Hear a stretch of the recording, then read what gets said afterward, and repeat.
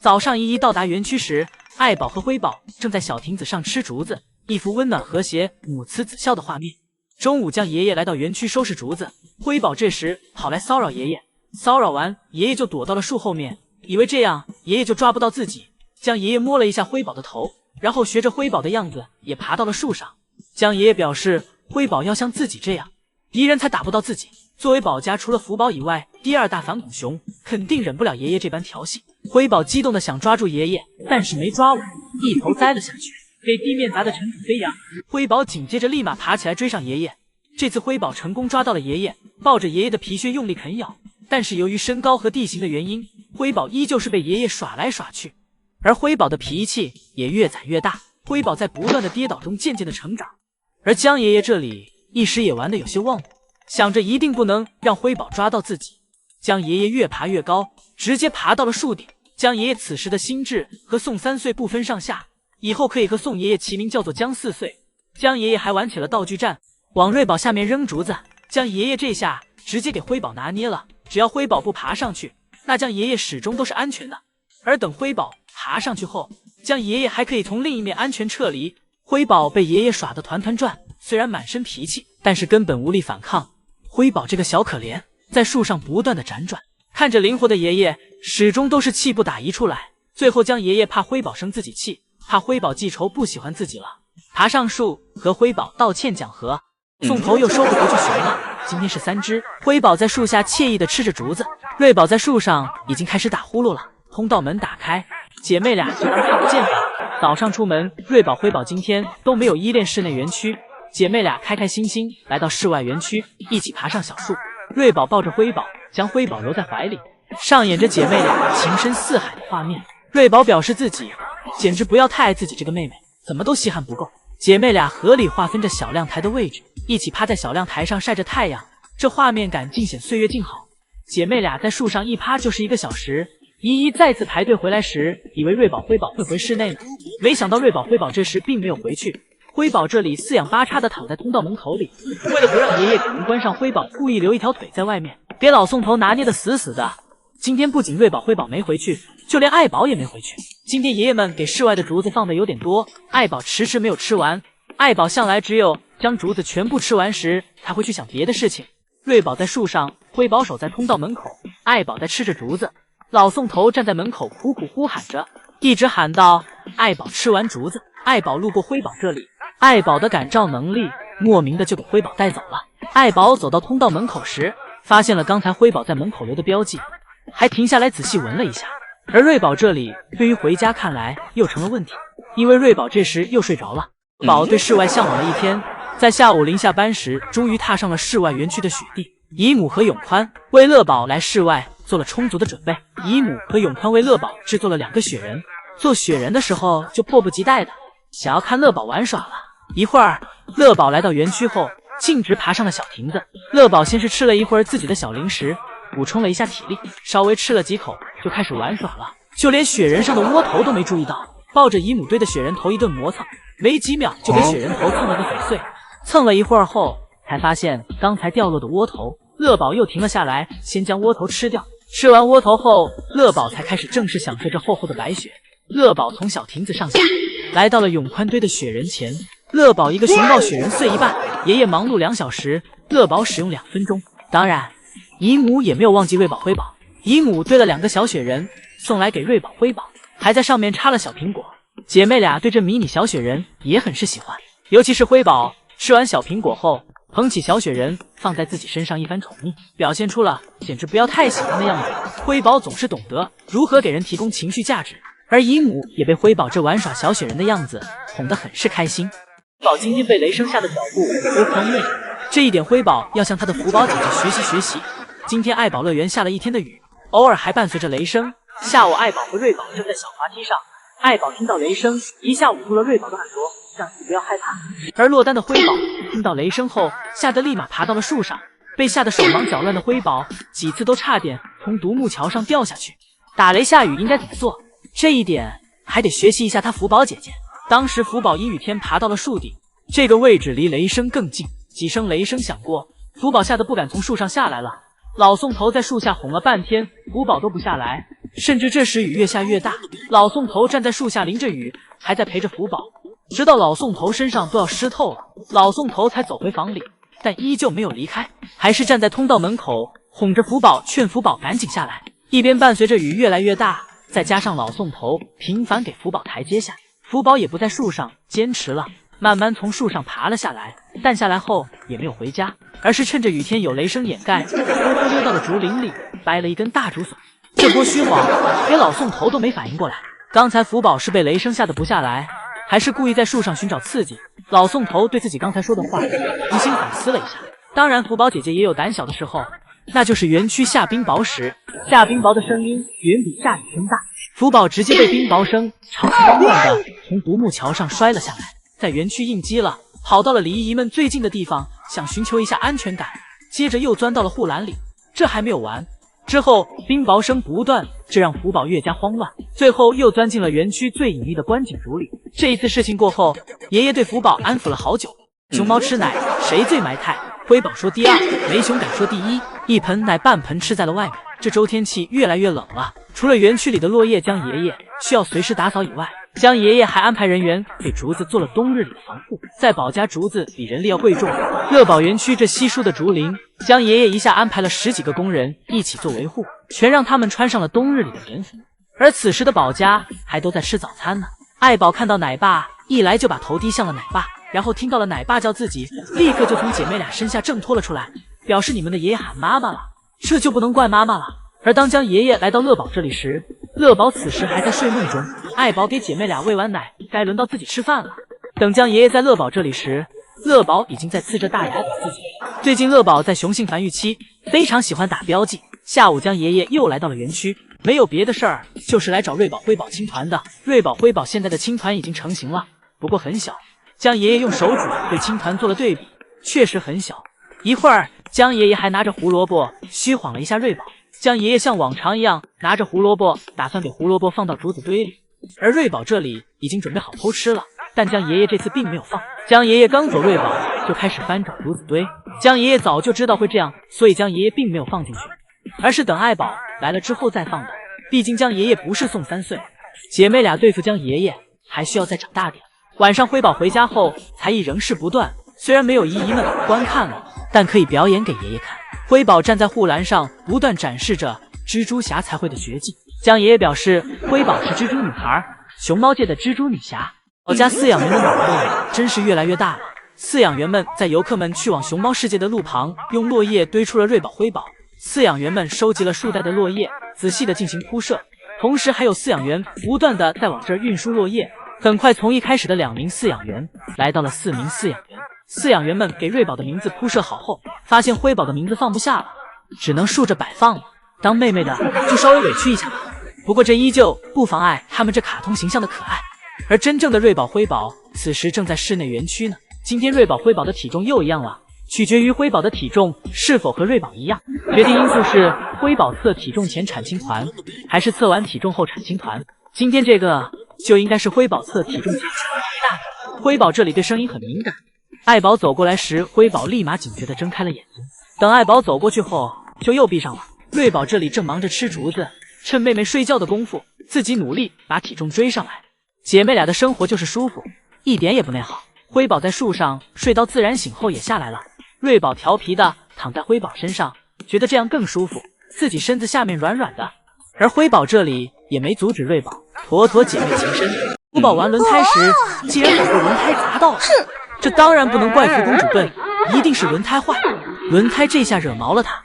福宝对着轮胎不断发泄着情绪，如果轮胎会说话，轮胎肯定在向福宝道歉。等等，轮胎好像坏了，福宝这是闯祸了。心虚的福宝赶紧离开了轮胎，轮胎成了这个样子，只能靠徐奶爸来修了。而福宝就在房子里静静看着徐奶爸修轮胎，不敢靠近徐奶爸半步，生怕徐奶爸发现是自己弄坏的轮胎。哎呀，这轮胎是谁弄坏的？并不是我福公主了，这一定是轮胎自己坏的。但徐奶爸心里跟明镜似的，毕竟整个园区只有福宝一只熊猫，真相只有一个。但徐奶爸当然不会因为这个就生福宝的气，福宝能这么活泼，才说明福宝现在的状态很健康。其实徐奶爸之所以在园区增加这个轮胎，就是为了让福宝发泄情绪的。目前看来是真的有奇效。不过福宝对轮胎太热情了，还没装几天呢，轮胎就成了这个样子。不过徐奶爸3下5除2就把轮胎重新固定住了。轮胎修好后，徐奶爸潇洒离去，福宝也在这个时候走出了房间。福公主走向轮胎，她这是来视察徐奶爸的工作，她倒要看看自己的好朋友轮胎先生到底有没有被修好。福宝仔细端详着轮胎，随后走到了轮胎下面，还用头顶了一下轮胎，测试了一下轮胎的稳定性。福宝看到自己的轮胎先生安然无恙，表示甚感欣慰。徐奶爸又一次讨得福公主欢心。其实徐奶爸在福宝眼里应该是个英雄吧。福宝抚摸着轮胎，决定要好好珍惜它，起码这次要让轮胎坏得晚一点。宝和辉宝在雪地里闹，你一拳我一拳，从台子上一路打到斜坡，妹妹辉宝落了下来，辉宝被瑞宝一巴掌推到了斜坡下面，正生着闷气。辉宝的小短腿蹬了半天，可算是爬上来了，可没成想瑞宝抬腿又把辉宝推了下去。有仇必报的辉宝会咽下这口气吗？他慢慢接近小台子，渐渐靠近瑞宝，这难道是要和好如初吗？瑞宝突然拍了辉宝一下，拍完拔腿就溜了。辉宝一愣神，才发现自己又被瑞宝捉弄了，赶紧追了上去。糟糕，瑞宝不小心滑到下面去了，这一下算是有个好机会。辉宝气势汹汹的张开身子就压住了瑞宝，瑞宝连吃了好几个巴掌，辉宝看样子稳居上风了。瞬息间瑞宝抓到了机会脱困，辉宝想赶上去，却又被姐姐瑞宝不断推下来。瑞宝靠着大长腿很快就爬了上来，而辉宝的土豆腿在这时候又吃瘪了，爬到一半又溜下去，真的好可爱。平时瑞宝其实是文静女神一枚，但今天格外活跃，应该就是下雪的缘故，让姐妹俩兴奋坏了。喜欢雪的当然不只有小家伙瑞宝辉宝，他们的老爸乐宝也是非常喜欢雪的。为了能让乐宝玩得更舒适一些，江爷爷和圣希阿姨一起来到园区，先给乐宝的园区收拾了一番。江爷爷用竹竿拍打着竹林上覆盖的雪，以及乐宝常爬的树也进行了清理。姨姨们表示这活自己，因为江爷爷这活干得看上去很快乐。江爷爷玩完走后，圣希阿姨又来了。圣希阿姨在乐宝园区用模具堆起了雪人，姨姨们表示这些工作自己都可以免费干。一会儿乐宝走了进来，年满12岁的乐宝在面对雪时也难以抑制激动的心情，他在雪地里不断打滚，让雪裹满全身。一会儿乐宝来到了小亭子上，发现自己的脚丫沾满了雪。作为宝家最爱干净的大熊猫，开始舔起了脚丫。除了爱干净以外，是乐宝发现自己的脚趾被化掉的雪粘在一起了。虽然动作不雅观，但是真的好可爱。大家不用担心他们会感冒，熊在厚厚的绒毛保护下其实很暖和。正因如此，熊猫其实喜冷怕热，一到初雪的时候，它们就会表现得非常兴奋。想到一个人的心是藏不住的，是什么让平时温顺的爱宝面露狠色？起因是今天爷爷在园区放置了一些王竹，而福宝这里比爱宝率先来到园区，福宝就认为这些竹子是自己先发现的，那这些竹子就是自己的。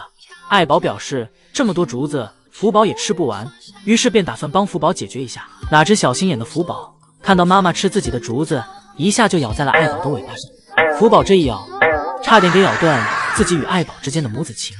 爱宝和福宝互不认错。第二天，江爷爷来到房间，看到爱宝和福宝谁也不搭理谁，母女俩对角坐，而江爷爷则做起了和事佬，让福宝给妈妈道个歉。福宝，你是不是对妈咪做错了什么？快给妈妈认个错吧。此时的爱宝缩在一团，从未对福宝有过如此的冷漠。爱宝独自一人去到隔壁房间吃饭，江爷爷偷偷对福宝讲，让福宝乖乖和妈妈认错。爱宝一个人给福宝带大很不容易。福宝听了爷爷的话，主动跑去妈妈身边和妈妈说话，试图缓和自己与妈妈之间的关系。同时再加上江爷爷在一旁的助攻，母女俩很快便重归于好了。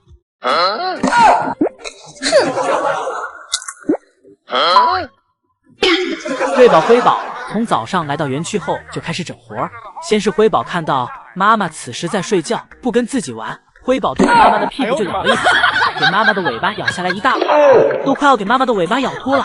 完事儿还若无其事的爬到妈妈身上，跟妈妈继续贴贴。爱宝让辉宝老实一点，然后一把给辉宝搂进了怀里，让辉宝一起睡觉。但辉宝并不困，辉宝从爱宝怀里跑出来后，蹲在妈妈的竹子堆里，打算在里面产青团，但结果辉宝身体重心越来越向后，差点顺着竹子一起掉下去。而辉宝这里自己反被自己吓了一跳，这突然跑走的动静，搞得爱宝也从睡梦中醒来，查看到底发生了什么情况。辉宝早上的这一折腾，爱宝一直都没有睡着。都说爱宝每天睡觉比较多，但实际看上去，爱宝睡觉跟不睡觉时一样累，随时都要时刻警惕着园区的一举一动，担心着瑞宝、辉宝的安全。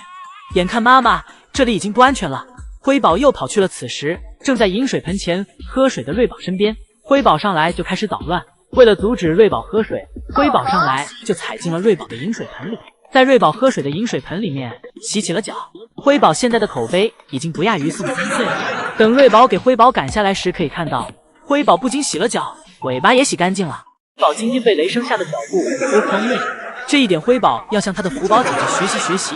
今天爱宝乐园下了一天的雨，偶尔还伴随着雷声。下午爱宝和瑞宝正在小滑梯上，爱宝听到雷声一下捂住了瑞宝的耳朵，让其不要害怕。而落单的辉宝听到雷声后，吓得立马爬到了树上，被吓得手忙脚乱的辉宝几次都差点从独木桥上掉下去。打雷下雨应该怎么做？这一点还得学习一下他福宝姐姐。当时福宝阴雨天爬到了树顶，这个位置离雷声更近，几声雷声响过，福宝吓得不敢从树上下来了。老宋头在树下哄了半天，福宝都不下来，甚至这时雨越下越大，老宋头站在树下淋着雨，还在陪着福宝，直到老宋头身上都要湿透了，老宋头才走回房里，但依旧没有离开，还是站在通道门口哄着福宝，劝福宝赶紧下来。一边伴随着雨越来越大，再加上老宋头频繁给福宝台阶下，福宝也不在树上坚持了，慢慢从树上爬了下来，但下来后也没有回家，而是趁着雨天有雷声掩盖，偷偷溜到了竹林里，掰了一根大竹笋。这波虚晃给老宋头都没反应过来，刚才福宝是被雷声吓得不下来，还是故意在树上寻找刺激？老宋头对自己刚才说的话重新反思了一下。当然福宝姐姐也有胆小的时候，那就是园区下冰雹时，下冰雹的声音远比下雨声大，福宝直接被冰雹声吵得慌乱的从独木桥上摔了下来，在园区应激了，跑到了离姨姨们最近的地方，想寻求一下安全感，接着又钻到了护栏里。这还没有完，之后冰雹声不断，这让福宝越加慌乱，最后又钻进了园区最隐秘的观景竹里。这一次事情过后，爷爷对福宝安抚了好久。宋爷爷望着爱宝园区发呆良久，此时此刻他应该是在想念着千里之外的福宝吧。此时瑞宝和辉宝还在抢竹子吃，姐妹俩并不知道他们的姐姐福宝发生了什么。而宋爷爷看着瑞宝与辉宝活蹦乱跳的样子，很难不想到福宝刚1岁的时候，那时候的福宝也很活泼，时不时还有些小任性，令爷爷与姨姨们哭笑不得。福宝因此还被宝家粉丝们戏称为福公主。不过福宝从小就很黏着宋爷爷，而宋爷爷就是福公主的王牌带刀侍卫，为福宝遮风挡雨。但福宝最近的状态令人担心，这就是宋爷爷今天一整天心不在焉的原因。而江爷爷此时就靠在园区上方的栏杆上，他和宋爷爷一样在发呆，看得出来他也在思念福宝。我们福宝一定要健健康康的。在福宝发生异常抖动后，咱们这边很快就采取了行动，福宝将在内圈观察3天。而爱宝乐园的饲养员和兽医以及姨姨们也与咱们的专家及时沟通了福宝的状态。如果3天时间内福宝的状态良好的话，那他就可以再出去和大家见面了。根据最新消息，福宝的进食与排便都正常，各项指标也没有问题，还有过好几次熊猫特有的标记行为，看起来福宝的心理状态并没有大的问题。下午的时候，徐奶爸还为福宝美美的加了一顿餐，福宝啃胡萝卜啃得很开心。其实有一种可能性，或许福宝是因为园区装修的声音所吓到了，就和咱们人类有时会控制不住的莫名抖腿一样，福宝未必就是产生了躯体化反应。毕竟当时福宝吃竹子吃得正香，看不出身上有什么不适感。不过，而对福宝做一个细致的检查也是很有必要的，毕竟不怕1万，就怕万一呀。那2个爷爷又一起来给姐妹俩喂奶了。临到下班点时，江爷爷先是自己来到园区，给姐妹俩拍了一些这周节目的素材。瑞宝此时正在小滑梯上睡觉，而辉宝看到爷爷的小相机后，好奇地走上前，表示自己也想玩。但每次辉宝都慢一步，每次就在自己要够着时，爷爷就给相机拿走了。江爷爷陪姐妹俩玩耍了一会儿，然后离开去给姐妹俩拿盆奶。而辉宝因为爷爷离开后无聊了，爬到了小滑梯上找姐姐玩。辉宝现在很喜欢黏着别人，以前总是独来独往的辉宝再也回不来了。辉宝挤到姐姐怀里，和姐姐躺在一起。不过很快，宋爷爷来到了园区，江爷爷紧跟其后，两个爷爷给姐妹俩带来了盆盆奶。江爷爷先把相机放到一旁后，开始大展拳脚。两个爷爷现在已经分好工了，宋爷爷照顾辉宝，江爷爷照顾瑞宝。辉宝径直走向宋爷爷，而江爷爷将奶瓶放到瑞宝身边，让瑞宝闻了闻，瑞宝立马醒了过来。瑞宝乖乖爬下小滑梯，主动的走到奶盆前。辉宝好奇的回头看了看姐姐的奶盆，两个爷爷立马进行阻拦，防止辉宝抢奶喝。但当姐妹俩都喝到奶后，两个爷爷便轻松了，因为瑞宝和辉宝现在吃奶都比较乖巧，除了喜欢看看对方吃的进度怎么样了，其他的还是让爷爷们很省心的。辉宝碗里剩最后一点了，宋爷爷给奶盆抬了起来，让辉宝舔干净。辉宝率先吃完，宋爷爷拿来纸巾给辉宝擦嘴，紧接着瑞宝的奶盆也舔干净了。江爷爷负责瑞宝的擦嘴工作，两个爷爷分工明确，宋爷爷负责善后工作，给奶盆和用过的纸巾带走，而江爷爷则负责照看姐妹俩。江爷爷拿着小相机记录着姐妹俩这可爱的样子。吃完奶的瑞宝乖乖的趴在小木床上，等待着爷爷给自己抱回家，而辉宝吃完奶则需要活动一下自己的筋骨。一会儿宋爷爷回来后，便给瑞宝和辉宝接回家了。自爱宝乐园工作人员的记录，昨天瑞宝上午9点40分上的树，下午18点21分才下的树。昨天瑞宝给所有姨姨都吸引去了室外园区，而姨姨们殊不知，昨天自己独自在室内园区的辉宝过得有多舒服，独自享用妈妈的奶水，也没人和自己抢了。辉宝在下班回家前就已经吃饱饭了，而瑞宝这里一天下来独自没吃一点，只吃小零食。爱宝昨天尝试了3次带瑞宝回家，但都是失败了。爱宝心想，孩子大了管不了了，走熊，奶爸们你们自己看着办吧。当初生双胞胎时，你俩可是比谁都开心。瑞宝这波操作让昨天14个工作人员集体加班，给宝家饲养员集体挂到了网上，被说什么的都有，有的说让兽医过来说是瑞宝生病了，还有让饲养员上去抱下来的，甚至有人还说是乐园里游乐场的原因，全是给饲养员们出主意的，能想到的名头全给饲养员们挂上了。好在最后瑞宝也是心疼饲养员们了，在游客们走后18点21分时，瑞宝从树上下来了。爱宝乐园的常驻摄影师拍到了瑞宝下树的样子，而昨晚老宋头怕姨姨们过多的担心，也是在第一时间发文表示，瑞宝在姨姨们走后没多久就醒了，在树上稍微活动了一下身体后，就从树上下来回家了，并安慰姨姨们早点休息。而宝家在班的14个饲养员也是一起等到瑞宝安全回家后才下班离开的。原来浣熊和浣猪是一个动静。老宋头对着远处的辉宝小声嘀咕着，说辉宝调皮的不像话。等辉宝走近了，又夸辉宝真棒。올라와라. 똥딱 온다. 어이구, 아이간 청개구리야 그냥. 빨리 와. 엄마가 들어가자 신다. 옳지. 잘했어. 굿. 不愧是老宋头所说的从来没有见过的小熊，给老宋头折磨毁了都。虽然辉宝不想回家，但是第二天老宋头又义无反顾的早起来到了室外园区，给姐妹俩安排丰容。3大袋子的落叶堆满了整个小亭子，这也是老宋头期待已久的画面了。之前因为落叶少不够玩的，这下足够姐妹俩舒舒服服的玩一场了。一会儿姐妹俩出门，姐妹俩第一注意力并不在老宋头这堆落叶上，反正忙啥的都有，就是没忙老宋头的这堆落叶。最后还是辉宝先发现了这堆落叶，老宋头这时已经迫不及待的教辉宝怎么玩了。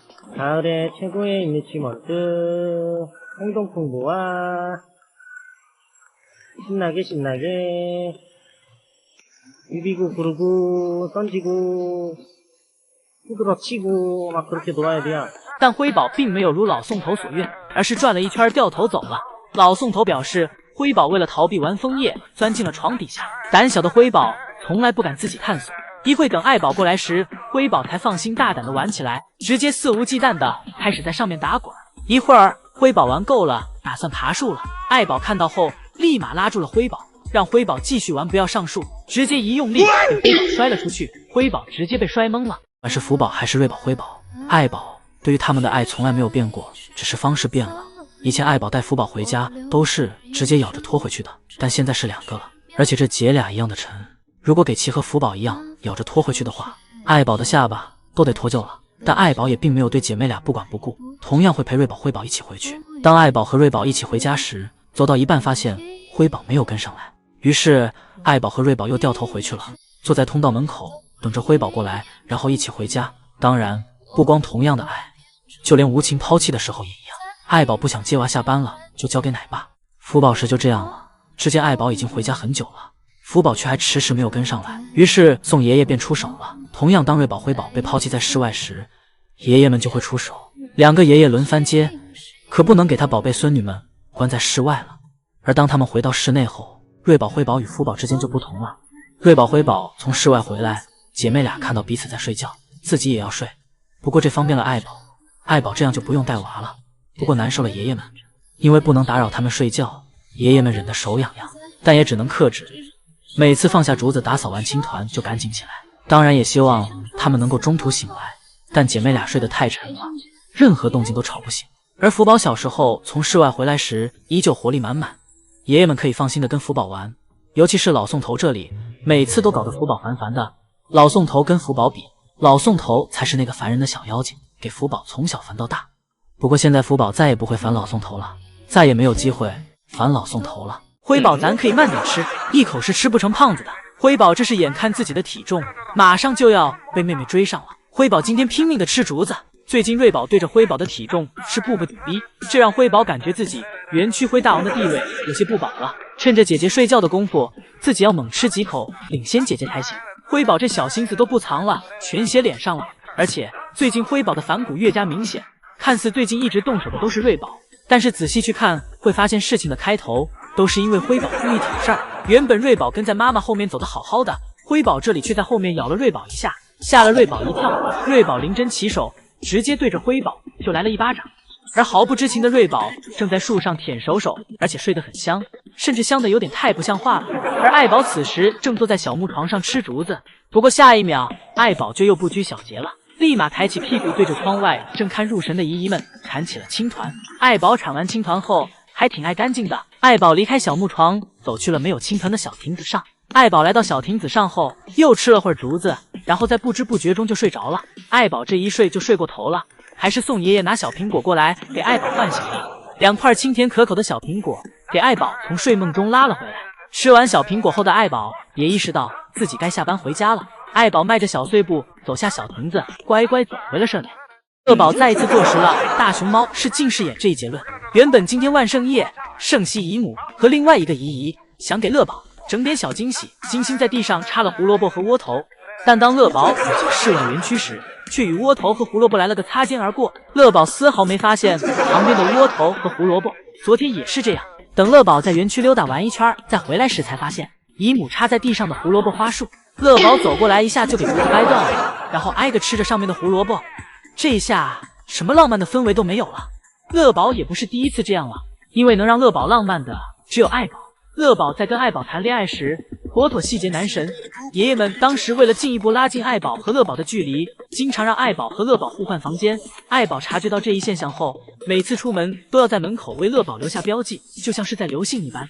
而乐宝在收到这一信件后，乐宝激动坏了。乐宝闻遍了爱宝的房间的各个角落，同时乐宝还给爱宝房间的各个角落都做上了标记，生怕爱宝看不到自己留的信件。当爷爷给爱宝的房间关上时，乐宝那叫一个依依不舍，抱着爱宝的门口不想走。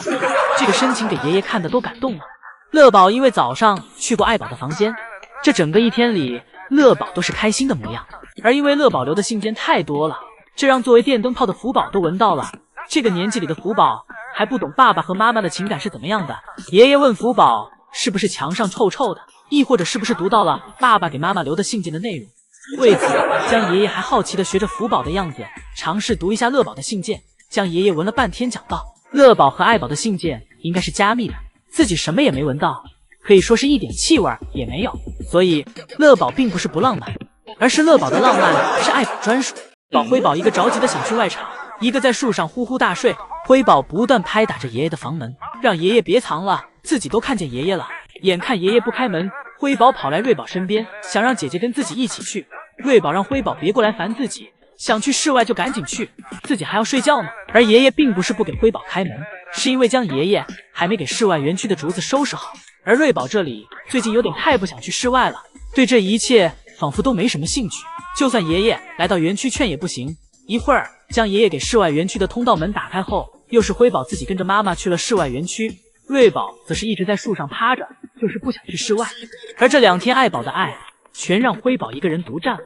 爱宝吃饭时，辉宝在旁边玩耍打闹，骚扰着爱宝。爱宝这里一点情绪也没有，忍受着辉宝对自己的折腾，完全就像是个小孩子在哭闹着，让母亲放下手里的工作陪自己。爱宝一不小心顶了一下辉宝，还生气了，毫不客气地对着妈妈的脸拍了好几巴掌。